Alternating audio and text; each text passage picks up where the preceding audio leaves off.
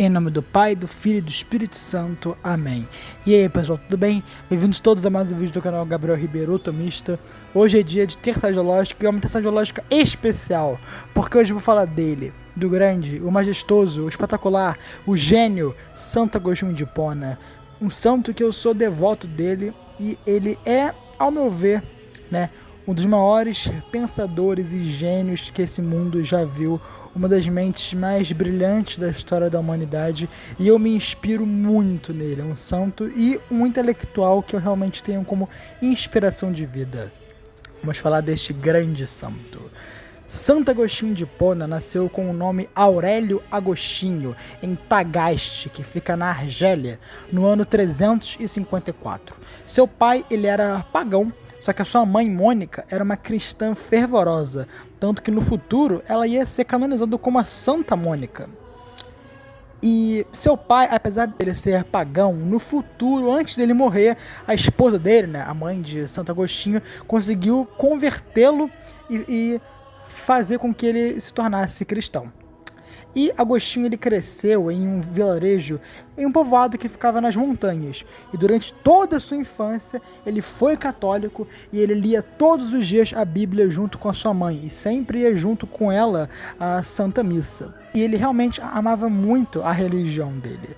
E foi também na infância que ele conta, no livro dele, Confissões, que ele cresceu como um garoto comum, que ele amava brincar com os amigos do vilarejo e ele não tinha muito interesse pelos estudos.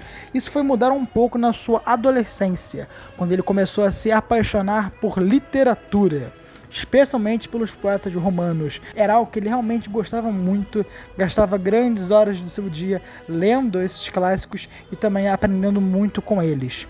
Isso fez acabar nascer um desejo nele de também escrever os seus próprios poemas. E foi ainda na adolescência, por conta desse amor à literatura, que ele começou a estudar retórica, porque ele percebeu a honra que os mestres de tal arte conseguiam, Então ele logo passou a ser um entusiasta da disciplina. Então, aos 17 anos de idade, um amigo da família dele patrocinou seus estudos e fez com que ele conseguisse viajar para Cartago para estudar sua mais nova paixão. E, novamente, em sua obra Confissões, ele relata que seu amor pela literatura era um amor pelas aventuras e pelos cenários inventados. Só que esse amor que ele tinha pela retórica logo depois era algo mais baixo, por ser um amor não pelo estudo, mas pela recompensa da honra e fama que esse estudo trazia. E foi também nessa época que ele infelizmente se afastou do catolicismo, da sua fé. Cada vez menos ele rezava, ia para as missas e lia a Bíblia Sagrada.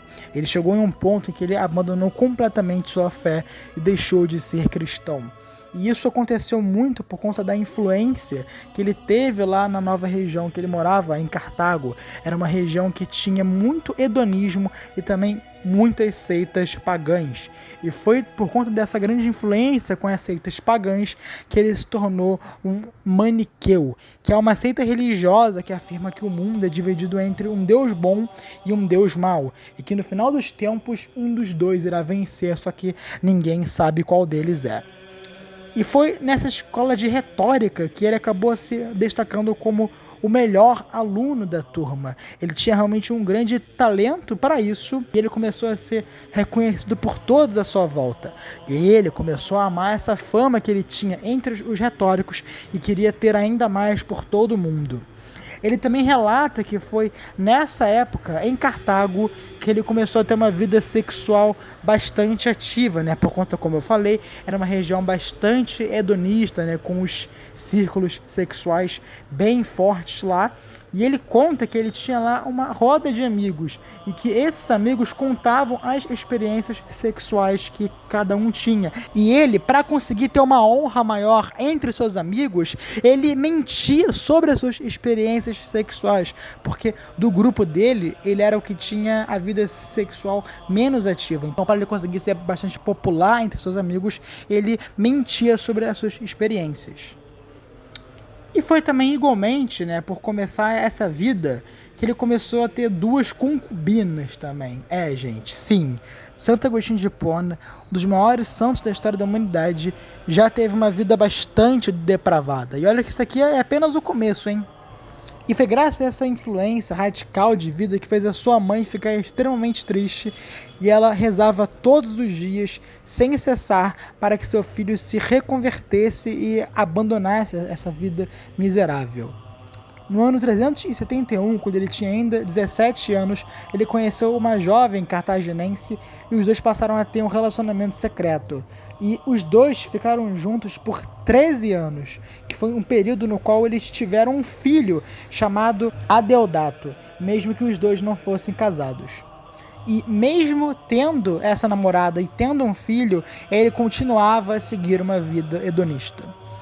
Ele acabou se formando aos 19 anos de idade, e assim que se formou em retórica, ele voltou para sua cidade natal e lá ele abriu uma escola de gramática. Só que ele resolveu voltar para Cartago um ano depois e lá ele abriu uma escola de retórica, onde ele ficou também lecionando por um ano lá. E foi nesse mesmo período, quando ele tinha 20 anos de idade, que ele leu a obra de Cícero, e isso fez com que ele despertasse em si uma sede insaciável pelo conhecimento. Ele começou então a buscar os maiores intelectuais da época, os mais reconhecidos, para realmente começar a buscar a verdade, que era algo que ele realmente agora estava muito buscando acima de tudo. Então ele leu e estudou profundamente Platão e os filósofos do helenismo. Ele também leu e estudou um pouco de Aristóteles, porque na época, gente, muitas obras do Aristóteles haviam se perdido no Ocidente e só foram conservados pelos árabes. Então foi só séculos depois que a obra completa dele chegou até nós. Mas nessa época de Santo Agostinho só tinham algumas obras conservadas. Mas ainda assim, mesmo com pouco, ele leu todas elas. Ele também relata ter tentado ler a Bíblia, a Sagrada Escritura. Só que ele achou uma leitura muito simples, então ele acabou subestimando e não a leu mais. Ele se mudou para Roma no ano 383, porque ele acreditava que lá havia os melhores retóricos do mundo. E foi lá que ele abriu uma escola de retórica, só que ele acabou se decepcionando com o comportamento indomável dos alunos. Porque Roma, ainda mais do que Cartago, era uma cidade extremamente hedonista e com uma cultura depravada. Porém, uma coisa que o ajudou muito em sua vida foi que seus colegas maniqueus acabaram o apresentando ao prefeito da cidade, porque ele buscava um mestre de retórica para servir na corte de Milão, que na época era Mediolano, a corte de Mediolano. E ele conseguiu o cargo, então ele passou a assumir ele no ano 384. Isso é uma coisa curiosa, gente, porque ele com apenas 30 anos de idade, ele já era um intelectual conhecido e respeitado. E ele já tinha ocupado o cargo acadêmico mais alto da época, que era esse, Só que a sua mãe, Mônica, apesar dela se orgulhar muito da inteligência do filho, ela se entristecia muito com a sua vida afastada de nosso Senhor Jesus Cristo. E ela continuava rezando para que ele se reconvertesse. E também ela vivia incentivando-o a batizar seu filho, mas ele relutava sempre. O rumo da sua vida começou a mudar quando ele se afastou do maniqueísmo, por estar insatisfeito com as respostas filosóficas dadas pela doutrina. E ele a abandonou completamente no ano 385. E foi também nessa época que ele conheceu o bispo Ambrósio, que no futuro seria canonizado como Santo Ambrósio, que era um mestre de retórica, teólogo e filósofo. Ele era um retórico, até mesmo mais respeitado do que Agostinho. E ele assistiu várias e várias palestras e pregações de Ambrósio e se encantou com o que ele ensinava. Ele começou a respeitá-lo e admirá-lo muito, e os dois se tornaram amigos. E Agostinho considerava ele como um verdadeiro mestre. Mas o interessante, gente, é que de início ele só começou a ouvir as palestras de Ambrósio porque ele tinha interesse nas suas habilidades como retórico. Só que o que ele ouvia sobre a fé católica era algo impressionante para ele. Ele começou a se encantar então com a doutrina católica e começou a considerá-la muito rica.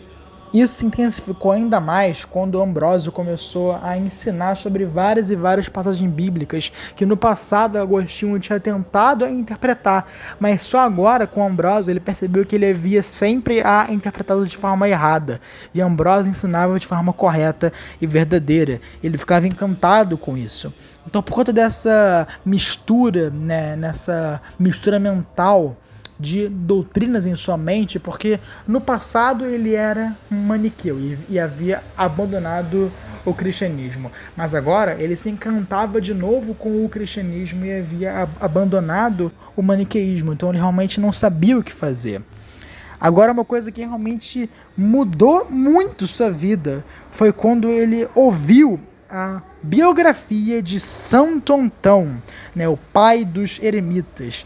Ele ficou absolutamente encantado com a história de Santo Antão e ele realmente começou a se interessar muito pela vida dos santos, porque a história inspiradora de abdicação e também mudança de vida na história de Santo Antão fizeram seu espírito desejar ardentemente a conversão, só que seu orgulho e suas vontades ainda voltadas para os prazeres carnais acabaram por um tempo o impedindo disso.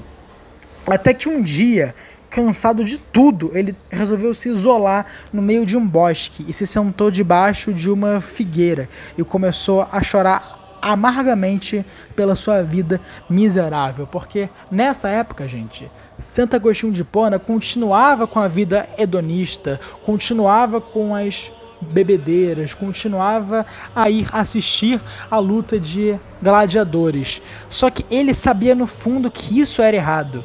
E por ouvir as palestras de Ambrósio e por ter ouvido a história de Santo Antão, isso foi algo que entrou ainda mais na sua mente. Ele tinha certeza que sua vida estava errada e ele queria mudar, mas ele não sabia como. Até que, de repente, um grupo de crianças passou muito perto dele, enquanto todas elas cantarolavam uma música que repetia muitas vezes a seguinte frase: toma-o e leia.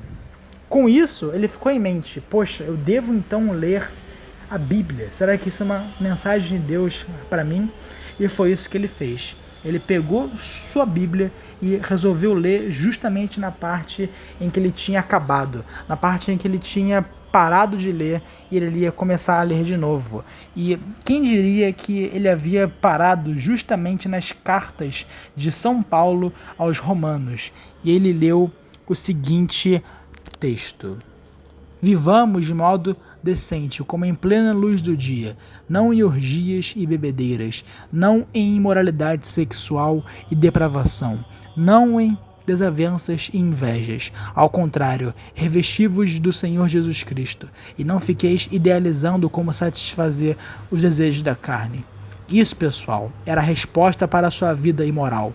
Então, elevando completamente a sua alma, não teve outro jeito.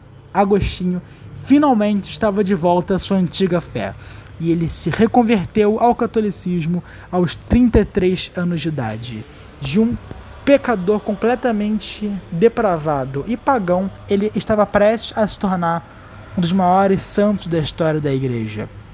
E sua mãe ficou eternamente grata por Deus ter atendido seu desejo. E até hoje, Santa Mônica é um exemplo para todos os católicos de alguém que nunca desistiu das orações e que nunca perdeu a fé em Deus, já que ela rezou por mais de uma década para que seu filho se reconvertesse. Então, agora que ele estava de volta à fé, ele então resolveu se batizar e também batizar seu filho. E também agora ele queria voltar para sua terra natal e reunir toda a família. Ele então enviou uma carta para sua mãe para que ela voltasse para lá. Só que infelizmente Mônica morreu no caminho, enquanto ela estava se preparando para embarcar. Sua morte aconteceu no ano 387, quando ela tinha 56 anos de idade. Só que para piorar tudo, gente, o filho de Agostinho também veio a morrer nessa época, quando ele tinha 19 anos de idade. E as duas perdas foram muito grandes para ele. Ele realmente ficou extremamente deprimido. Só que o que ajudou ele a recomeçar tudo, realmente ajudou ele a se reanimar, a realmente voltar com tudo, foi realmente a sua fé. Ele então começou a dedicar os anos de 387 até 391 ao estudo e leitura da Bíblia e também das obras dos pensadores católicos que vieram antes dele. Depois, então, de adquirir um profundo conhecimento acerca do catolicismo, ele resolveu, no ano 391, dar toda a sua grande fortuna e toda a sua grande extensão de terra aos pobres, mantendo apenas a casa da família para construir um monastério para si mesmo e para alguns amigos.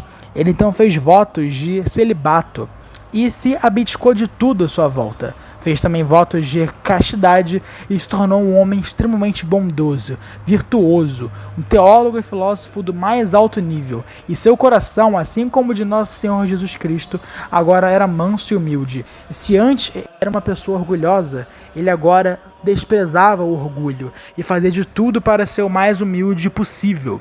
Ele já era um intelectual bastante respeitado, lido e estudado no mundo inteiro. Era uma referência como um grande religioso, como um grande católico. Tanto que ele foi ordenado padre no ano 391, quando ele tinha 37 anos, e bispo em 395, quando ele tinha 41. Ele também ajudou muito a fazer com que vários povos da África se convertessem ao catolicismo, graças às suas cartas e escritos, já que também ele escreveu mais de 350 sermões e dezenas de livros de filosofia, teologia, música e também comentários bíblicos. Ele foi responsável pela conversão de centenas de pessoas e ainda em vida seus textos foram um sinal de esperança e consolo para todos os cristãos da época. Ele era amado pela população de Hipona, no qual ele era bispo, e todos queriam sempre se encontrar com ele, ao qual ele sempre demonstrou uma profunda caridade para com todos. E mesmo que sua fama fosse grande, ele nunca deixou de ser uma pessoa extremamente humilde e extremamente bondosa. Ele não esbanjava nenhum bem, pois toda a sua vida como religioso foi muito simples, já que ele seguia firmemente uma disciplina cética. Em suas últimas semanas de vida, ele foi responsável por um milagre, tendo curado uma pessoa doente, e passou seus últimos dias em jejum e orações profundas, em total e profunda comunhão com Deus. E nunca na história da igreja, desde São Paulo de Tarso, alguém contribuiu tanto para o cristianismo quanto ele. Ele faleceu no ano 430, quando ele tinha 76 anos de idade. Ele foi canonizado no ano 1292 e também foi proclamado doutor da igreja em 1298. Santo Agostinho de Hipona, rogai por nós. Amém.